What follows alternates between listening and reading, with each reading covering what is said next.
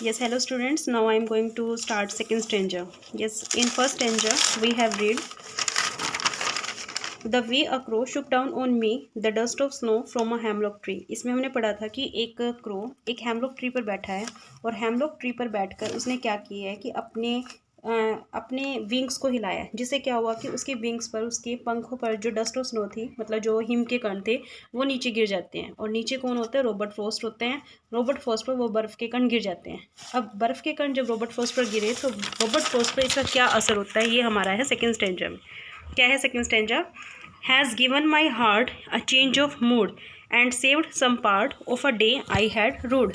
Has given my heart, क्या कहते हैं रॉबर्ट फ्रॉस्ट की? हैज़ गिवन माई हार्ट, मेरे हार्ट को, मेरे हृदय को परिवर्तित कर देता है। अ चेंज ऑफ मूड, मेरे मूड को परिवर्तित कर देता है, चेंज कर देता है। मूड मतलब क्या है उसका? पहले क्या था? सैड था। जब पोएम स्टार्ट होती है तो कवि एक वो सैड मूड में था, वो पेड़ के नीचे खड़ा था। क्यों सैड मूड में था? क्योंकि एटमॉस्फेयर ऐसे था कि वो अपना काम, सभी काम उसने अपना बंद करके एक जगह पर खड़ा हो जाता है, स्थिर अवस्था में खड़ा है। लेकिन जैसे ही उस क्रो ने वहाँ पर अपने पंखों को फड़फड़ाया, नीचे हिम के कण गिराए, तो कवि का मूड चेंज हो जाता है। And saved some part of a day, कवि का मूड चेंज हो गया तो इसका क्या फ़र्क पड़ा कि उसका जो बाकी का समय था वो बच जाता है। आई हैड रोड, जिस पर कि उसे पश्चाताप हो रहा था, मतलब जिस पर मैं पश्चाताप कर रहा था। कवि को पहले क्या दुख था कि मौसम ख़राब है, मौसम ख़राब होने की वजह से वो एक पेड़ के नीचे खड़ा हो जाता है, जिसकी वजह से क्या हुआ कि उसका सारा काम रुक गया। कवि जो था वो काफ़ी सैड था। लेकिन जैसे ही कवि के ऊपर हिम के कण गिरते हैं तो कवि ने महसूस किया कि जब एक पक्षी इतने खराब मौसम में भी अपने काम को बंद नहीं कर रहा, मीन्स वो भी स्थिर अवस्था में नहीं है, वो अपने पंखों को फड़फड़ा रहा है, तो मैं अपने काम को बंद करके एक जगह पर क्यों खड़ा हूँ? तो कवि के मूड में ये चेंज आ जाता है कि वो स्टार्टिंग में सैड मूड में था, लेकिन बाद में वो हैप्पी मूड में आ जाता है और उसको जिस समय पर पश्चाताप हो रहा था वो पश्चाताप को बंद करके वहाँ से निकल जाता है, मतलब अपना काम स्टार्ट कर देता है। दोबारा फिर से बता रही हूँ। Has given my heart a change of mood and saved some part of a day I had rued. Has given my heart, इससे क्या हुआ कि उस क्रो की एक्टिविटी ने मेरे हार्ट को चेंज कर दिया। अ चेंज ऑफ मूड, मेरे मूड को चेंज कर दिया। मेरा मूड जो सैड था वो कैसा हो गया? हैप्पी हो गया। And saved some part of a day, और मेरा बाकी का दिन बच गया। आई हैड रूड, जिस पर कि मुझे पश्चाताप हो रहा था। पश्चाताप उसे किस चीज़ का हो रहा था? कि वो अपना काम बंद करके वहाँ पर एक जगह पर खड़ा हुआ है। तो अब इसमें देखिए, हमने जैसे फर्स्ट स्टैंजा में राइमिंग स्कीम की थी, तो इसमें भी कुछ राइमिंग स्कीम हम पहले करेंगे। राइमिंग स्कीम क्या है? यहाँ पर देखो, फर्स्ट लाइन का लास्ट वर्ड क्या है? हार्ट, ठीक है। सेकेंड लाइन का लास्ट वर्ड क्या है? मूड। और थर्ड लाइन का लास्ट वर्ड क्या है? पार्ट। फोर्थ लाइन का लास्ट वर्ड क्या है? रूड। अब हार्ट, हमें प्रोनाउंसिएशन देखनी है कि ये प्रोनाउंसिएशन किसके साथ मिलती है। ये है मूड, इसकी प्रोनाउंसिएशन इसके साथ नहीं मिलती। हार्ट की किससे प्रोनाउंसिएशन मिलती है? पार्ट से। तो हार्ट और पार्ट दोनों की प्रोनाउंसिएशन सेम है, तो हम हार्ट को क्या देंगे? ए। पार्ट को हम क्या देंगे? ए, क्योंकि दोनों की सेम है। लेकिन मूड अलग वर्ड हो गया, इसकी प्रोनाउंसिएशन अलग है, तो मूड को हम क्या देंगे? बी। मूड की प्रोनाउंसिएशन किससे मिलती है? रूड से। इसको हम क्या बोलेंगे? रूड। तो इसका क्या हो गया राइमिंग स्कीम? बी। तो जब हार्ट, पार्ट, मूड, रूड, क्या बन गया इसका? A B A B. अगर हम राइमिंग स्कीम इसकी लिखते हैं तो राइमिंग स्कीम क्या आएगी? A B.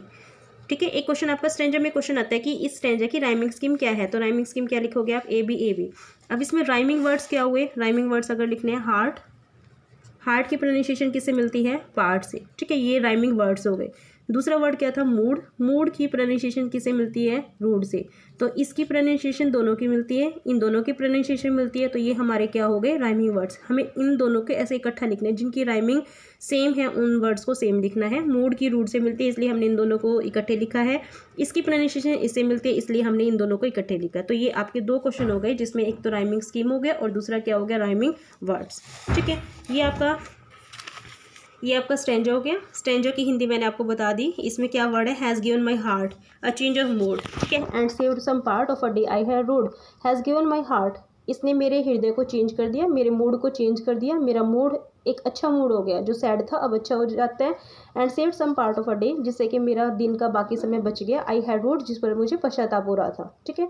अब इसके क्वेश्चन आंसर क्या है? एक क्वेश्चन तो आपका यही आता है स्टैंजा में। मेन क्वेश्चन क्या होता है? Name the poem and the poet. तो the name of the poem is dust of snow, the name of the poet is Robert Frost. ये क्वेश्चन आपने अच्छे से करना है। पोएम का नाम, पोएट का नाम, एक क्वेश्चन आपका ये जरूर आता है। दूसरा क्वेश्चन क्या है, what had the poet thought of that day, कवि उस दिन के बारे में क्या सोचता है।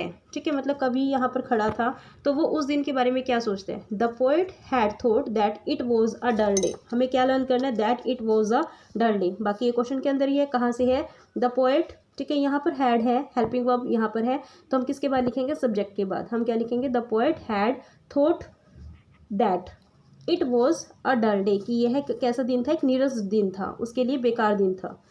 Next third question, what changed the mood of the poet, किस चीज़ ने कवि के मूड को चेंज कर दिया, मतलब कवि का मूड जो सैड था वो किस चीज़ ने चेंज कर दिया, किसने चेंज किया था, द डस्ट ऑफ स्नो ने। ठीक है, तो हमने क्या सिर्फ क्या लिखना है, द डस्ट ऑफ स्नो, बाकी क्वेश्चन में है change the mood of the poet. Next fourth question, how was some part of the day saved for the poet, how was some part of the day, मतलब दिन का बाकी समय कवि के लिए कैसे बच गया। द पोएट बिकेम हैप्पी, कवि अब खुश हो गया, and then some part of the day saved for the poet, मतलब उसके खुश होने के बाद क्या हुआ कि उसका बाकी का समय बच गया। तो हमने क्या लिखना है, सिर्फ आंसर क्या होगा इसका, the poet became happy and then some part of the day saved for the poet. ठीक है, बाकी सारे क्वेश्चन में ही है, स्टार्टिंग आपने लर्न करना है। What was the rhyming words, ये हम कर चुके हैं कि इसके राइमिंग वर्ड्स क्या है, heart, part, mood, rued. Rhyming scheme इसकी क्या हो गई, ए बी, मतलब दोनों स्टेंजा की सेम राइमिंग स्कीम है। हमने फर्स्ट स्टेंजा में भी ए बी आया था उसमें भी, और सेकंड स्टेंजा में भी राइमिंग स्कीम क्या आई है, ए बी। ठीक है, नेक्स्ट क्वेश्चन है, what type of mood the poet was in, कवि का कैसा मूड था, मतलब जब ये पोएम स्टार्ट हुई थी तो कवि उस समय किस मूड में था। The poet was in a sad mood, कवि उस समय किस मूड में था, सैड मूड में था, मतलब कवि क्या था, उदास था। ठीक है, लेकिन उस क्रो की जो एक्टिविटी थी, उस क्रो की एक्टिविटी से क्या हो जाता है, कवि का जो सैड मूड था वो सैड मूड किस में चेंज हो जाता है, उसका हैप्पी मूड में चेंज हो जाता है। ठीक है, तो ये आपके सेकेंड स्टैंडर के क्वेश्चंस हैं, ये क्वेश्चंस आपने अच्छे से करने हैं, लर्न करने हैं, इनका आपका टेस्ट भी लिया जाएगा। ठीक है, तो फर्स्ट स्टैंडर के जितने क्वेश्चंस हैं वो अच्छे से प्रिपेयर होनी चाहिए, सेकेंड स्टैंडर के जितने क्वेश्चंस हैं वो अच्छे से प्रिपेयर होनी चाहिए। ठीक है, तो आपने पहले स्टैंडर की हिंदी अच्छे से समझनी है, वर्ड मीनिंग समझनी है, फिर उसके बाद आपने क्वेश्चन आंसर करने हैं। ओके।